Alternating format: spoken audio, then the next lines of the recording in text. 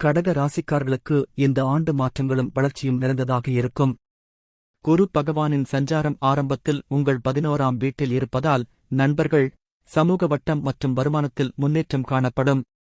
ஆனால் ஆண்டின் பிற்பகுதியில் குரு 12ஆம் வீட்டிற்கு மாறுவதால் செலவுகள் அதிகரிக்கலாம். எனவே பணத்தை கவனமாக கையாள வேண்டும்.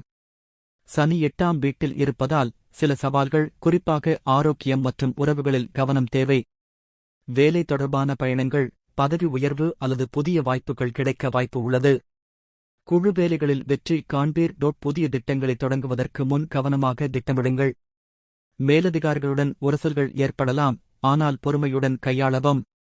தொழில் செய்பவர்களுக்கு ஆண்டின் முதல் பாதி விரிவாக்கத்திற்கு சாதகமாக இருக்கும். வருமானம் நிலையாக இருக்கும், ஆனால் ஆண்டின் 2ஆம் பாதியில் மருத்துவ செலவுகள் அல்லது எதிர்பாராத செலவுகள் ஏற்படலாம். முதலீடுகளில் கவனம் தேவை. பங்குச் சந்தை அல்லது ஆபத்தான முதலீடுகளை தவிர்ப்பது நல்லது. கடன்களை திருப்பி செலுத்துவதற்கு இது நல்ல ஆண்டு. திருமணமானவர்களுக்கு உறவில் சிறு சிறு பிரச்சினைகள் வரலாம், ஆனால் புரிதலுடன் கையாள முடியும். தனியாக இருப்பவர்களுக்கு ஆண்டின் முதல் பாதியில் புதிய உறவு அல்லது திருமண வாய்ப்புகள் உருவாகலாம்.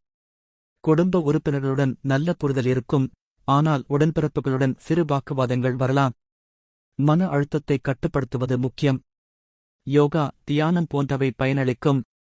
செரிமான பிரச்சினைகள் அல்லது முதுகு வலி ஏற்பட வாய்ப்பு உள்ளது. உணவு பழக்கத்தில் கவனம் தேவை. வழக்கமான உடற்பயிற்சி மற்றும் மருத்துவ பரிசோதனைகள் அவசியம்.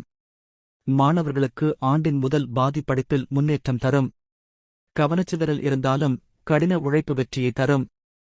உயர்கல்விக்கு வெளிநாடு செல்ல விரும்புவோருக்கு ஆண்டின் பிற்பகுதி சாதகமாக இருக்கும். தொழில் மற்றும் நிதியில் முன்னேற்றம். உறவுகளில் கவனம் தேவை. பயண வாய்ப்புகள். செலவுகளை கட்டுப்படுத்துங்கள்.